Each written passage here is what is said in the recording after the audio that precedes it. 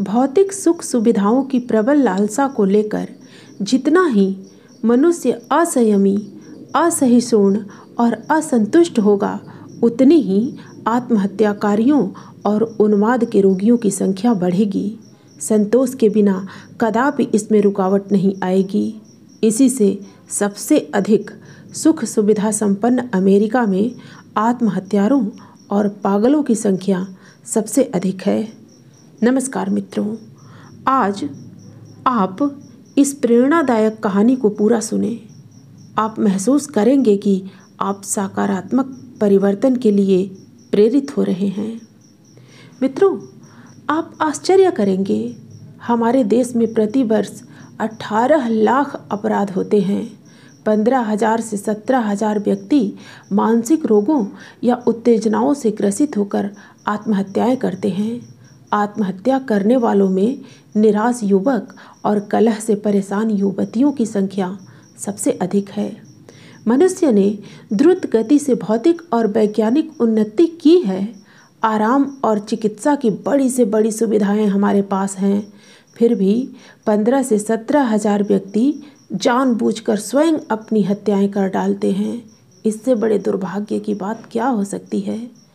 एक उदाहरण लीजिए, लगभग 17 लाख की जनसंख्या वाले आगरा नगर एवं जिले में हर 24 घंटों में आत्महत्या की एक दुखद घटना हो जाती है। एक वर्ष की 369 घटनाओं की रिपोर्ट विभिन्न स्थानों पर की गई थी। इसमें 137 स्त्रियां थीं, शेष पुरुष। 18 से 25 वर्ष की आयु के कच्चे, अविकसित मन तथा आगा पीछा न सोचने वाले युवक युवतियां आत्महत्या से ग्रसित पाए गए। कुछ बड़े व्यक्ति भी मन ही मन आत्महत्या की बातें सोचा करते थे। मित्रों, आत्महत्या के विचार एक मानसिक रोग हैं। जिन व्यक्तियों के मन में आत्महत्या की कायरता से भरे विचार आया करते हैं, वे एक प्रकार के मानसिक रोगी हैं। ये रोगी आधे पागल, उत्तेजक स्वभाव के, चिड़चिड़े व स्नायविक तनाव, न्यूरोसिस के शिकार होते हैं।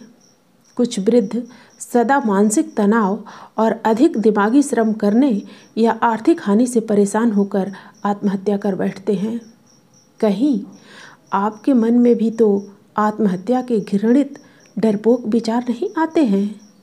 क्या आप भी जीवन से परेशान हैं, उबे हुए हैं और शायद उसमें कुछ रस, सौंदर्य या आकर्षण का अनुभव नहीं करते हैं? आप शायद बेरोजगारी और आर्थिक तंगी से परेशान हैं। नौकरी नहीं लग रही है, व्यापार करना नहीं आता, गरीबी के कारण आपको मानहानि सहनी पड़ती है। आप एक दफ्तर से दूसरे दफ्तर में चक्कर काटते रहते हैं, पर कहीं सर्विस नहीं लगती। हाथ तंग है, घर वाले आपको परेशान किए हैं, हार कर आप जीवन का अंत कर डालने की सोचते रहते हैं। शायद आपके व्यापार में घाटा आ गया है, दोबारा व्यापार संभलने की कोई आशा नहीं दिखती। उधार सारा मारा गया है और बाजार में साख जाती रही है। कर्ज के भार से आप बुरी तरह परेशान हैं। इज्जत बचाने के लिए मरना ही आपको अच्छा दिखता है। क्या आप लंबी बीमारी से व्यग्र और चिंतित हैं?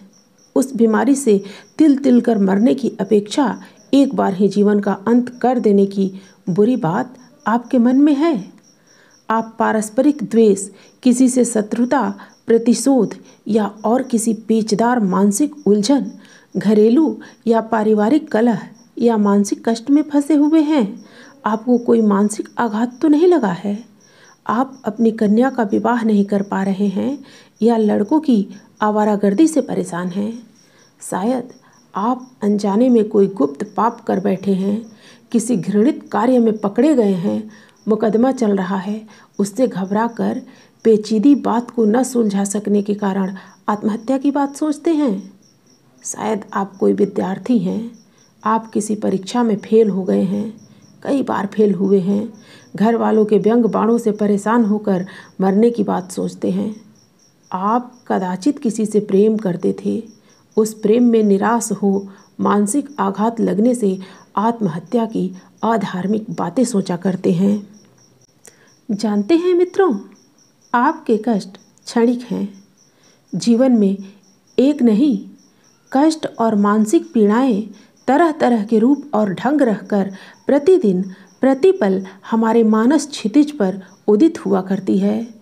जितने मनुष्यों के रूप, मानसिक संस्थान, गुण, कर्म और स्वरूप हैं, उतने ही प्रकार के कष्ट और झंझटों का क्रम निरंतर चलता रहता है। विपत्ति किस पर नहीं आई, कष्टों ने किसको नहीं पीसा है, मुसीबत के काले काले भयंकर बादल किस मानव पर नहीं मंडराए हैं। तनिक आकाश को ही देखिए, अभी यह स्वच्छ है, नीला नीला, लेकिन क्षण भर पश्चात न जाने कहाँ से काले बादल आकर छा जाते हैं। चारों ओर अंधकार ही अंधकार फैल जाता है। आंधी, तूफान, वर्षा, वज्रपात सभी का डर हो जाता है। किंतु फिर आंधी रुकती है, तूफान कम हो जाता है, काले बादल किधर से आए थे फिर कहीं गायब हो जाते हैं।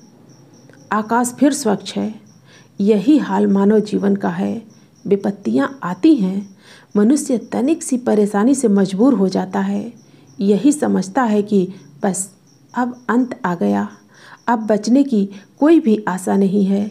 लेकिन वे कष्ट, वे विषम समस्याएं, वे विवशताएं, वे जटिल गुत्थियाँ समय पाकर खुद दूर होने लगती हैं। ईश्वर नहीं चाहता कि मनुष्य व्यर्थ के छोटे छोटे कष्टों से उद्विग्न बना रहे। वह तनिक सा दुख डालकर हमारे धैर्य और सहनशीलता की परीक्षा लिया करता है। कमज़ोर व्यक्ति ही जल्दी निराश होते हैं। और पता है मित्रों, आप हीन नहीं, महान आत्मा हैं। आप कमज़ोर नहीं हैं, दीनहीन और निर्बल संकल्प वाले नहीं हैं। सांसारिक कठिनाइयाँ आपको कभी पस्त नहीं कर सकेंगी। यह मन में जो चिंता की धधकती अग्नि लिए बैठे हैं, यह आग जो आपको जलाए डाल रही है, इसे तुरंत बुझा डालिए। विश्वास कीजिए, कल परसों तक आपकी ये विकट समस्याएं स्वतः ही हल होने वाली हैं। बस 1-2 दिन के लिए और रुक जाइए, परिस्थितियों को खुद सुलझने दीजिए। ईश्वर के हाथ बहुत लंबे हैं, वे सहायता के लिए, आपकी समस्याओं को सुलझाने के लिए दौड़े आ रहे हैं। यह जिंदगी जीने योग्य है, इसमें मिठास है, कड़वाहट तो थोड़े ही दिनों की है। क्या आपने यह महान उक्ति सुनी है? अयम लोकः प्रियतमो देवानां पराजितः यस्मै त्वमिह मृत्यवेदिष्ठः पुरुषः जज्ञ इसे स च त्वानु ह्वयामसि माँ पूरा जरसो मृथा। अर्थात हे मनुष्यों, यह संसार देवताओं का प्यारा लोक है। यहाँ भला पराजय का क्या काम? तुम समझते हो तुम मौत के प्रति संकल्पे जा चुके हो। यह बात नहीं है। हम उसे सुनाते हुए तुम्हें वापस बुलाते हैं। बुढ़ापे से पहले मरने का नाम कभी मत लो। अपनी समस्त कठिनाइयों के बावजूद यह मनुष्य का जीवन यश और सौंदर्य से भरा है, हर प्रकार जीने योग्य है। आ त एतु मनः पुनः कृत्वे दक्षाय जीवसे ज्योक च सूर्यम दृशे। अर्थात कायर मत बनो, उठो, होश संभालो, फिर सोच विचार को, कर्म कौशल को, जीवन को चेतो। अभी तुम्हें चिरकाल तक सूर्य भगवान के दर्शन करते रहना है। वास्तव में अनेक युगों के पुण्य फलों के कारण तुमको यह देव दुर्लभ मनुष्य शरीर प्राप्त हुआ है। मानव जीवन पाकर उसे भव्य उद्देश्यों में लगाना चाहिए। इस देह में ईश्वर बसते हैं, याद रखो। मनुस्मृति का 4/137 श्लोक है। आ मृत्यु श्रियमन विच्छेद। अर्थात जब तक यह मानव जीवन है, ऐश्वर्य की कामना करनी ही उचित है। दूसरों के लिए जीवन धारण कीजिए, अपने लिए जियो, अपने परिवार के लिए शरीर धारण करो। यदि परिवार न हो तो पीड़ित और दुखित मानवता के लिए, दुखों के निवारण के लिए जियो। संसार तुम्हारा सहारा चाहता है। याद रखो, आत्महत्या का विचार तक पाप है, बुद्धि की दुर्बलता है, बहुत बड़ी कायरता है। तुम्हारे बुद्धि बल का प्रयोग जीवन को सशक्त और यशस्वी बनाने में व्यय होना चाहिए। जो अपनी स्वयं हत्या की बात सोचते हैं वे अपने साथ बड़ा भारी अन्याय करते हैं। नीति का वचन है, बुद्धिर्यस्य बलम तस्य निर्बुद्धेस्तु कुतो बलम। जिसमें सद्बुद्धि है उसी में सच्चा बल है, उसी में जीवन है। निर्बुद्धि में बल कहाँ से आया? अधिकतर आत्महत्याएं अकस्मात उत्तेजना और क्रोध जैसे पाशविक विकारों के दुष्परिणाम हैं। मनुष्य आवेश में आकर हतबुद्धि हो जाता है, विवेक काम नहीं करता, तनिक सी भी कड़वी बात सहन नहीं होती और कलह का विष पचाए नहीं पचता। इसका कुफल आत्महत्या होती है। बुद्धि नाशात प्रणश्यति। हमें क्रोध के समय बहुत सावधान हो जाना चाहिए कि कहीं हम अंधाधुंध बुरा कार्य न कर बैठे। मानसिक आवेग को तुरंत रोकना ही परम पुरुषार्थ है। क्षणिक उत्तेजना में कोई भी कार्य न करें। कुछ रुकें जब तक आपका मानसिक संतुलन ठीक न हो जाए। अत्यधिक क्रोध, चिंता, ईर्ष्या, शोक, भय जैसी कोई भी अस्वस्थ मानसिक अवस्था हमेशा आपको खतरनाक मनः स्थिति में डालती है। इस विषैली स्थिति से सदैव बचिए। मंगलमय प्रभु के विधान में आपके लिए सब कुछ है। ठहरिए, अच्छा समय आपको ढूंढता भागा चला आ रहा है।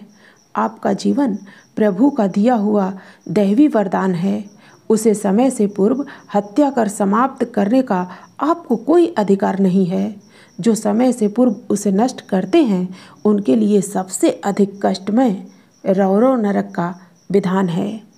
मित्रों, आशा है आपको यह प्रेरणादायक कहानी पसंद आई होगी और आपको अपने जीवन में सकारात्मक परिवर्तन लाने के लिए प्रेरित किया होगा। धन्यवाद।